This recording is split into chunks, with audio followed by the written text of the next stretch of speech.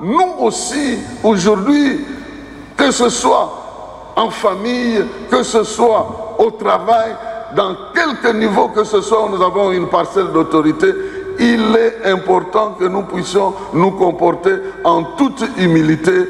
Et c'est le modèle de Jésus-Christ dont la Bible nous parle. Étant égal à Dieu, il n'a pas considéré d'être égal à Dieu, il s'est humilié en devenant comme un simple homme. Et quand il est apparu comme un simple homme, il s'est rangé d'être leader-serviteur.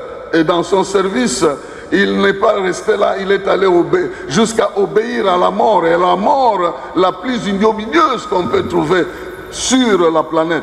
Mais Dieu l'a relevé en lui donnant un nom au-dessus de tout le nom, pour qu'aujourd'hui, au nom de Jésus, dit la Bible, tous genoux fléchissent et toute langue confesse qu'il est le Seigneur. Il a suivi la voie d'humilité. Et c'est l'humilité qui précède la gloire. Donc nous aussi aujourd'hui, nous avons besoin de nous armer de cette humilité-là pour reconnaître dans le chef des autres qui nous entourent aussi leur valeur. Lorsque vous allez plus haut, plus vous êtes élevé, plus vous êtes en danger de tomber. Pour ne pas tomber, vous devez rester à bord de l'appareil qui vous a amené là-bas. Et c'est l'humilité qui précède la gloire. L'humilité. Merci beaucoup. L'humilité précède la gloire. L'orgueil précède la chute.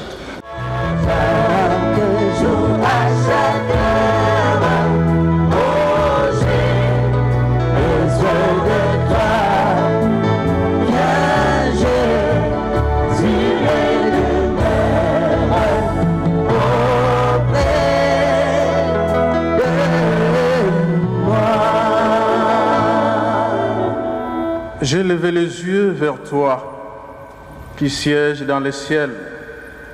Oui, tout comme les yeux des serviteurs et servantes sont fixés sur la main de leur maître, et les yeux de la servante sur la main de sa maîtresse, ainsi nos yeux se tournent vers l'Éternel, notre Dieu, jusqu'à ce qu'il nous fasse grâce. Fais-nous grâce, Éternel, fais-nous grâce. Prions. Nous voulons, Seigneur Dieu, te confier ces instants entre tes saintes mains. Nous implorons ta grâce au milieu de nous, Père des gloires. Toi qui nous as comptés parmi les vivants d'aujourd'hui, notre joie est parfaite. Nous nous approchons au-devant de toi. Tu as ouvert les portes de ta maison pour que nous puissions faire notre entrée. Et tu as permis, Seigneur Dieu, que nous puissions témoigner ta grâce, ton amour, ta fidélité dans nos vies. Parce que tu es fidèle au Père, à cause de ta fidélité, nous sommes là pour te dire merci. Et toi qui as permis que le nôtre puisse, au Père, se reposer auprès de toi, notre joie est parfaite. Tout en sachant que nous sommes des pèlerins sur cette terre, nous finirons, Père des gloires, par quitter ce monde pour nous rencontrer avec toi. Assiste-nous du début à la fin de ces cultes. Pour ta seule gloire, nous t'avons ainsi prié au nom de Jésus, notre Seigneur et Sauveur. Amen.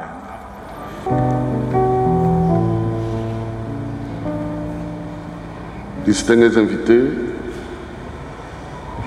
j'aimerais commencer d'abord par remercier les responsables de l'Église du Christ au Congo, les responsables qui nous ont alignés et choisis pour ces instants. Il regorge plein de serviteurs qui pouvaient le faire, et si nous avons été appelés, nous voulons reconnaître que c'est un honneur qui nous a été fait. Et j'aimerais aussi saisir cette occasion pour saluer les uns et les autres à cette circonstance et souhaiter mes vœux les meilleurs aux uns et aux autres pendant que nous commémorons le départ d'un héros qui nous a laissé des traces indélébiles dans ce pays. Je m'inscris dans le texte qui nous a été lu ici, pour ne pas le relire, pour partager un sujet important qui nous préoccupe. Et cela veut dire notre redevabilité envers Dieu. Notre redevabilité envers Dieu.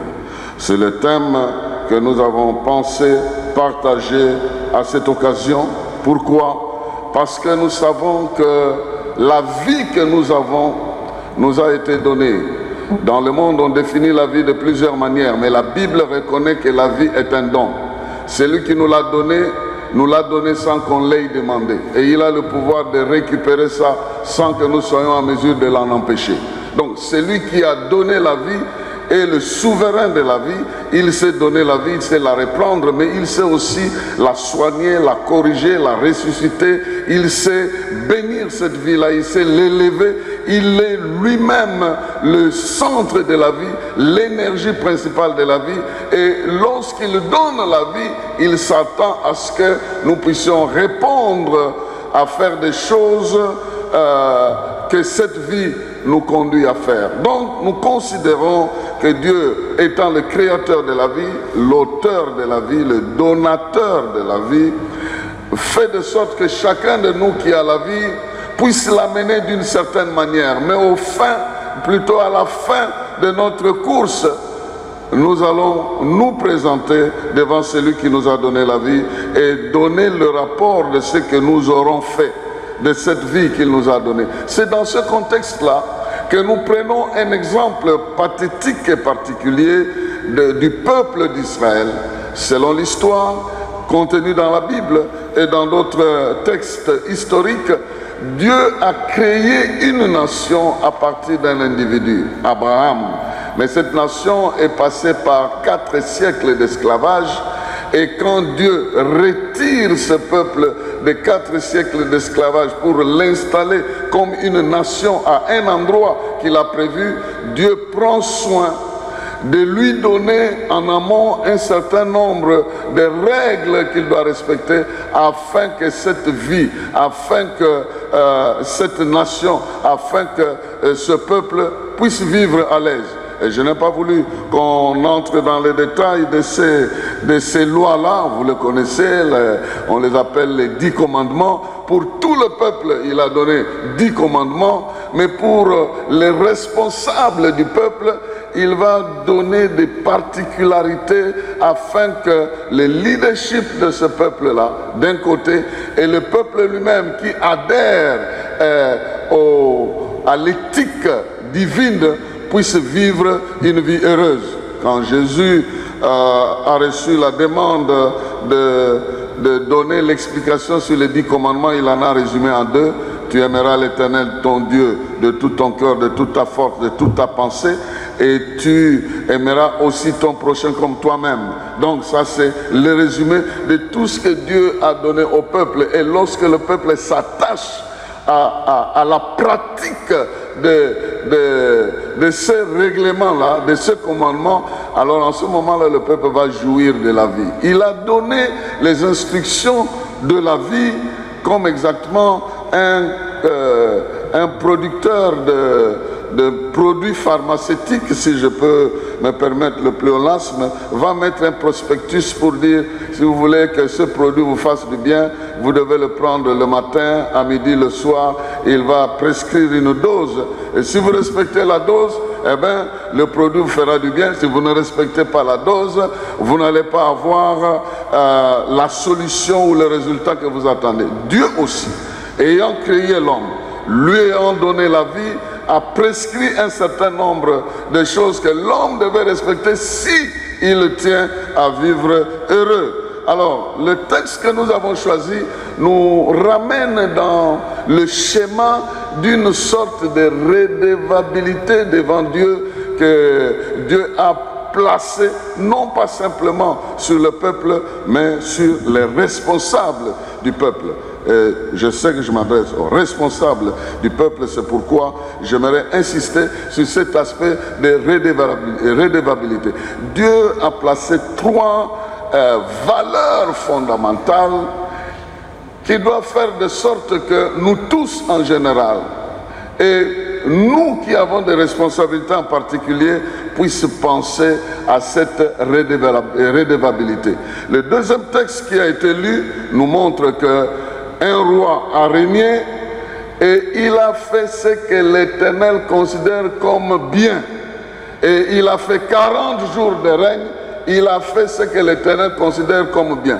Si vous avez le temps de lire les chroniques de rois en Israël, vous allez trouver cette phrase-là. Tel à tel âge devint roi, il fit ce que l'Éternel considère comme bien, il régna autant d'années.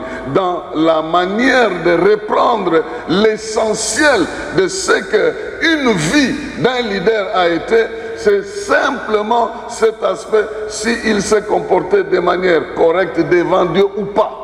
Donc, nous pouvons être redevables aux hommes, nous pouvons être redevables à nos chefs, à la population et à tous ceux qui nous entourent, mais la Bible place la redevabilité envers Dieu au-dessus de toutes les autres redevabilités. Et en conséquence, j'aimerais donc revenir sur ces trois valeurs fondamentales qui peuvent faire que nous soyons des gens que Dieu approuve, bénis, appuie par rapport à ces valeurs fondamentales qu'il considère comme une bonne chose. La première, il a été indiqué là-bas, que lorsqu'il va prendre le pouvoir, cet homme-là devra me craindre, devra craindre l'Éternel, devra respecter l'Éternel, devra honorer l'Éternel dans sa manière de vivre. Dans sa manière de vivre, il doit reconnaître que j'ai une vie qui me vient de quelqu'un. Je sais que quelqu'un m'a donné cette vie-là. Je dois l'honorer dans ma manière d'exploiter la valeur vitale qu'il m'a donnée. Et la Bible dit, bon, je ne sais même pas si ces rois-là ont pu le faire ou pas, mais l'instruction était que le roi devait prendre la loi et devait lui-même transcrire ça dans un livre. Donc il devait recopier ça lui-même, parce qu'en recopiant, il apprenait aussi cette loi-là. Et il devait la méditer jour et nuit afin de craindre l'Éternel. Bien-aimés dans le Seigneur, la crainte de l'Éternel nous échappe souvent, parce que nous vivons indépendamment d'une certaine logique et d'une responsabilité, ne sachant pas qu'un jour nous serons devant celui qui nous a donné la vie et nous lui rendrons compte. Et Dieu, en voulant que l'homme puisse vivre heureux, il a mis la crainte de son nom, le respect de son nom avant toute autre chose. Donc si nous voulons être heureux, nous avons tout intérêt à apprendre à l'honorer, à le respecter, à vivre conformément à sa volonté, conformément à ce qu'il veut. Et sa volonté n'est pas pour nous nuire. Aujourd'hui, les gens avec toute forme de philosophie viennent nous dire que les lois religieuses viennent restreindre la liberté de l'homme. Tu ne peux pas faire ceci, tu ne peux pas faire cela. Et pourtant, Dieu nous a créés dans toute la liberté et on est libre de faire tout ce qu'on veut. C'est bien de prôner cette libre volonté, mais la libre volonté ne nous amènera jamais à jouir pleinement de la vie. La libre volonté nous amènera à faire ce que l'on veut et au bout de compte, on va se retrouver comme Salomon, qui a pris la place de son père et qui a dit « J'ai décidé de mettre mon cœur à jouir dans tous les plaisirs que mon cœur me dicte. Si j'ai besoin de manger quelque chose, je vais chercher pour manger ça. Si j'ai besoin de boire une qualité de vin, je donnerai mon cœur à ça. » Il a donné, il avait la liberté. Il était un roi en ce moment-là, il avait tous les moyens. Il a dit qu'il a donné son cœur à toutes sortes de plaisirs, mais il est arrivé à une conclusion que vanité de vanité. Donc tout ça c'était de la vanité. Il a eu ce qu'il cherchait, mais ça ne lui a rien apporté de plus. Il a même gâché sa vie, et même alors qu'il est allé dans toute la liberté, son royaume a été divisé et son règne n'a pas suivi l'exemple de son père. Donc la libre volonté ne va pas nous amener à jouir de la vie si nous exerçons notre volonté à mettre de côté ce que Dieu veut que nous fassions. Aujourd'hui aussi encore, j'aimerais revenir sur ce plan pour nous exhorter en général et nous responsables en particulier, sachant que la crainte de Dieu, le Dieu qui nous a donné le pouvoir, parce que tout pouvoir vient de lui, le Dieu qui nous a donné la vie, qui nous a donné la santé, qui nous a donné l'être et le mouvement, exige que nous menions cette vie en conformité avec sa volonté, parce que sa volonté n'est pas nuisible à la vie. Sa volonté nous amène à vivre longtemps, à vivre heureux, à vivre plus longtemps encore et à jouir de la plénitude et de la totalité de la vie. Il a donné cet exemple-là au peuple d'Israël au travers de la vie d'un serviteur qu'il avait choisi, David. David est reconnu comme, son leadership est reconnu comme l'étalon de mesure. Pour certains qui peuvent aller lire chez eux, ils vont voir que dans la chronique des rois d'Israël, il est dit, tel est devenu roi, il a vécu autant d'années, il a fait ce que l'Éternel considère bon ou mauvais, il n'a pas suivi ou il a suivi les voies de David, son ancêtre. Donc, David est devenu comme ce modèle-là parce qu'il a tellement aimé Dieu qu'il a mis sa vie en ordre avec Dieu. Il était un homme comme tous les hommes. Il avait aussi des dérapages, il a fait aussi du mal.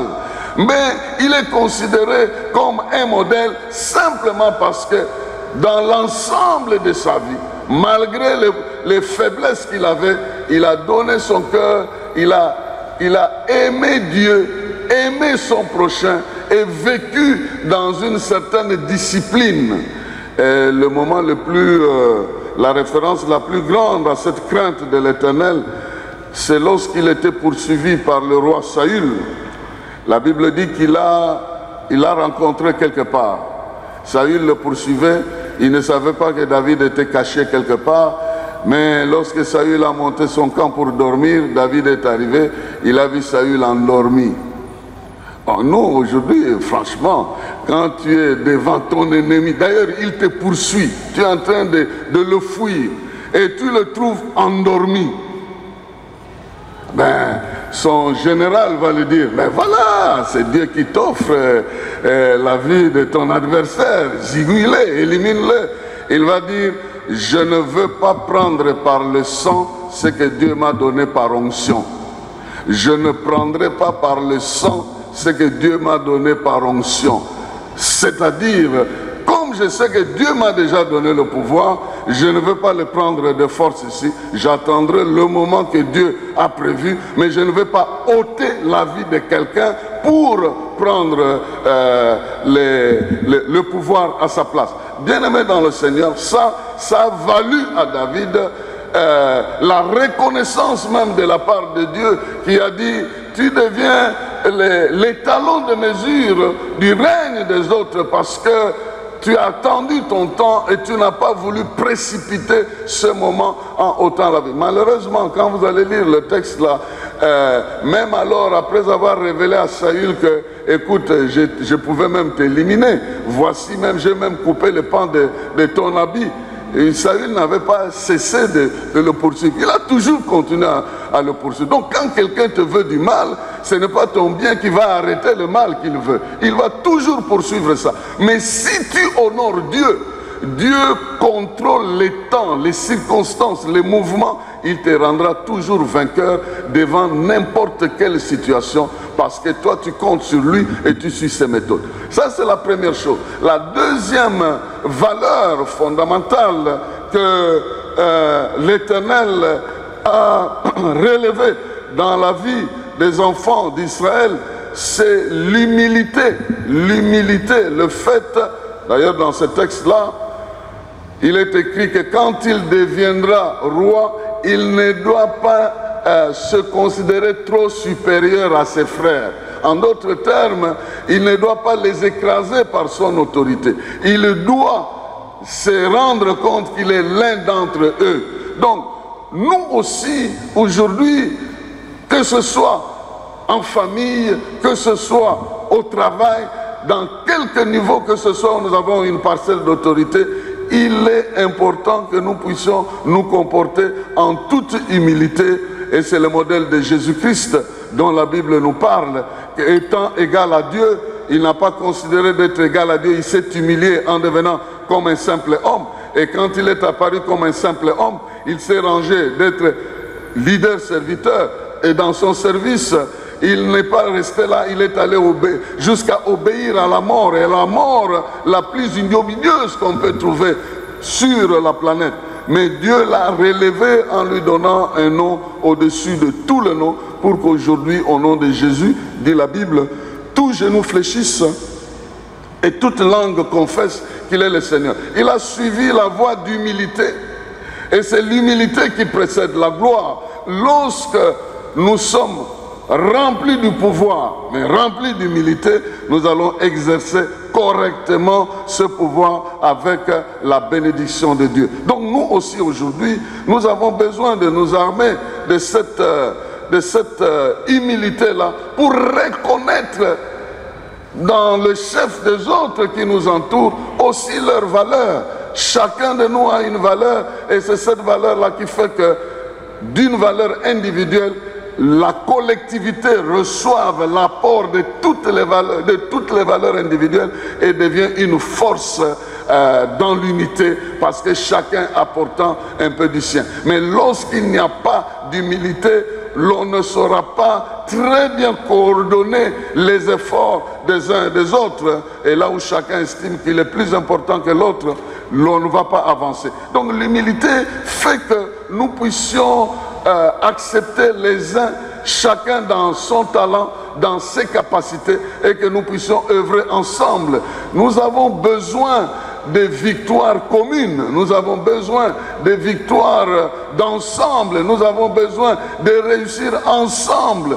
Nous ici, des fois dans notre culture, nous aimons un peu trop l'individualisme. J'aime réussir moi-même sans le concours des autres. Et Dieu n'a pas permis ça. Il a permis pour le peuple d'Israël que même Moïse soit entouré de 70 autres chefs des clans pour qu'il se sente soutenu. Lui-même était fort, mais à lui tout seul, il ne pouvait pas porter tout le fardeau. Il devait être humble pour accepter la présence des autres. David aussi, il était humble suffisamment pour se faire entourer de gens. D'ailleurs, aujourd'hui, lorsqu'on parle du niveau 5 de leadership, aujourd'hui, lorsqu'il y a des enseignements sur le leadership, tout le monde parle maintenant le niveau 5 de leadership. Niveau 5 de leadership, c'est un niveau où deux valeurs sont étroitement liées. D'un côté, il y a l'humilité, de l'autre côté, il y a la rigueur du professionnalisme. Donc on doit être humble, mais tout en étant rigoureux. Et quand on atteint ce niveau-là, parce que les autres niveaux, c'est des niveaux de capacité, le niveau de vivre avec le groupe, le niveau d'obtenir des résultats. Mais après avoir obtenu des résultats, vous devez rester humble. Souvent, dès que nous atteignons nos objectifs, nous devenons quelqu'un d'autre. Et pourtant, on dit que lorsque vous allez plus haut, plus vous êtes élevé, plus vous êtes en danger de tomber. Pour ne pas tomber, vous devez rester à bord de l'appareil qui vous a amené là-bas. Et c'est l'humilité qui précède la gloire. L'humilité. Merci beaucoup. L'humilité précède la gloire. L'orgueil précède la chute. Donc quand vous êtes humble, vous restez humble, eh bien cette humilité va vous amener encore plus loin. Donc ce n'est pas aujourd'hui, vous êtes l'un de nous, demain vous occupez une telle place, votre numéro, votre téléphone. Donc pour vous joindre, il faut aller au ciel et appeler tous les anges possibles, entrer dans la communion des saints. Non, ça ne va pas, ça. Ce n'est pas normal. C'est pas normal. Nous devons rester humbles et c'est cette humilité qui va nous amener toujours plus haut et plus haut. Parce que c'est lui qui nous a appelés, nous connaît et il veut que nous puissions rester humbles. La troisième chose, pour terminer, ce n'est pas un jour de trop de discours, à part le fait que nous devons craindre Dieu, à part le fait que nous devons être humbles, nous devons croire et faire confiance en Dieu qu'il ne nous abandonnera jamais et qu'il ne nous délaissera jamais. Nous sommes dans une vie où personne, alors personne ne peut connaître ton vrai état, ta vraie souffrance. Celui qui vit avec toi autant d'années ne connaîtra jamais ce que tu vis toi-même, sinon Dieu lui-même. Et Dieu est capable de discerner le degré de ta souffrance et t'accompagner dans une dose de consolation que personne, alors personne ne peut donner. Cette dimension de consolation, ce n'est pas les chansons qui vont l'apporter, ce n'est pas les discours qui vont l'apporter, c'est celui qui t'a créé, qui connaît de quoi tu es formé, qui peut réellement te consoler, parce qu'il a un principe. Même s'il vient te faire des reproches, les reproches de Dieu qui entrent dans le cadre de sa justice ne nous nullifient pas, ça ne nous détruit pas. Et bien au contraire, ça nous corrige pour que nous puissions devenir meilleurs pour l'avenir. C'est pourquoi même pour David, David avait souffert pendant un temps. Il a commis un mal. Vous savez, ça arrive toujours de confondre la foule. David a pris la femme d'un militaire, il a fait tuer ce militaire-là.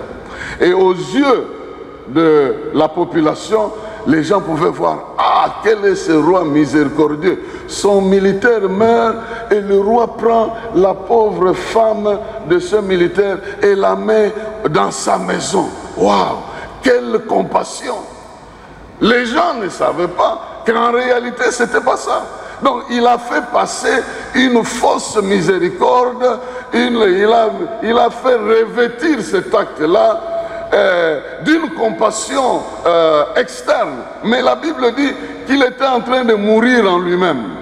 Il était en train de mourir en lui-même à cause de cette faute-là. Personne ne connaissait, si ce n'est son général d'armée, qui connaissait ce forfait-là. Personne d'autre. Jusqu'au moment où, quand vous lisez ce psaume, il disait que chaque fois que je pensais à cette faute, elle était devant moi, j'étais en train de mourir en moi-même. Jusqu'au moment où Dieu parle à un prophète pour lui dire, va dire à David, va lui dire qu'il y a un monsieur dans son pays qui a beaucoup de richesses.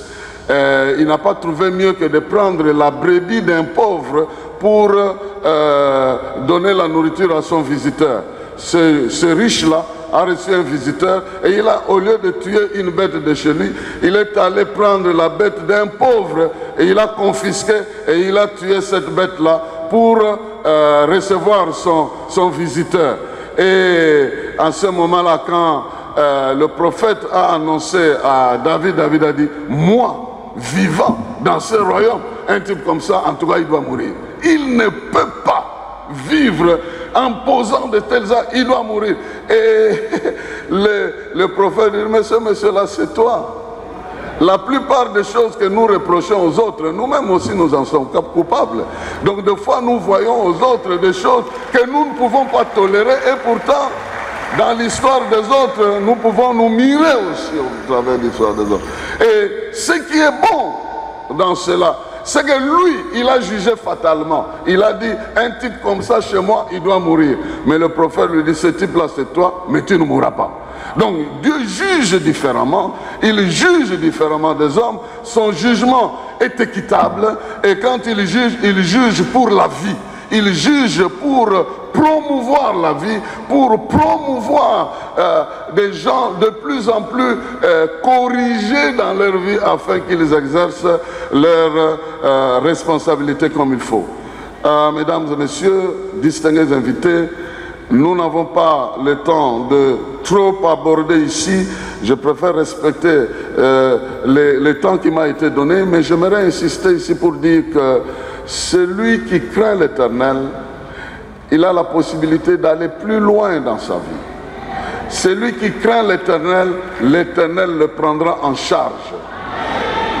Celui qui craint l'Éternel a aussi besoin d'aimer les autres tout en sachant qu'il n'est pas meilleur que les autres, mais les autres peuvent le rendre meilleur s'il marche dans l'humilité. Et ensuite, celui qui craint l'Éternel doit savoir que l'Éternel ne l'abandonnera pas, l'Éternel ne délaissera pas, il est le souverain de la vie. Je termine par un petit témoignage. À l'âge de 11 ans, j'ai perdu mon bras dans un accident de circulation. C'était dans la ville de Kikwit. En ce moment-là, paix à son âme, c'était Kitim bin Ramazani qui était en train de venir dans la ville. On était dans un véhicule plein de jeunes en train de chanter des cantiques révolutionnaires, comme vous le savez, en ce moment-là. Et à un moment, à un endroit, on préparait l'asphalte, le véhicule s'est renversé. J'ai eu 4 fractures ouvertes. Il y a eu d'ailleurs la coude qui a disparu. On m'amène à l'hôpital. La vie semblait partir, et puis le coma, et puis l'inconscience. Mais ce qui m'a retenu, et c'est pourquoi j'aimerais juste prendre ces 5 minutes pour dire que dans cet état-là, un jour je racontais ce témoignage à l'IMT, une maman est sortie de la foule, est venue me voir en disant, j'étais l'infirmière qui était ce jour-là dans la salle, je ne savais pas ce qu'est devenu ce petit enfant-là, de cette époque-là.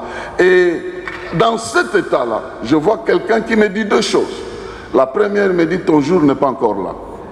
Quand ton jour sera là, tu vas alors passer cette barrière pour aller plus loin. Donc moi je crois que tu ne quitteras pas ce monde parce que les gens le veulent. Tu quitteras parce qu'il y a un souverain de la vie qui aura décidé que c'est ton temps. Tout ce qu'on peut faire pour empêcher ne marchera pas. Mais tout ce qu'on peut faire pour te précipiter ne marchera pas non plus.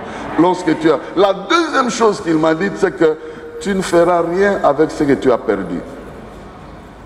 Considère dans ta vie que tu ne feras rien avec ce que tu as perdu. Tu réussiras avec ce qui te reste. Donc dans ta vie, quand tu vas constater que tu as perdu quelque chose d'irrécupérable, alors ne passe pas tout ton temps à pleurnicher sur cette chose. Concentre-toi sur ce qui te reste et tu réussiras. Donc, si aujourd'hui, nous sommes en train de pleurer quelqu'un que nous avons perdu, sachant qu'il a légué plusieurs choses, plusieurs qualités, et avec ce qui reste, ce qu'il a pensé peut se réaliser. Que Dieu vous bénisse, qu'il bénisse sa parole. Merci beaucoup.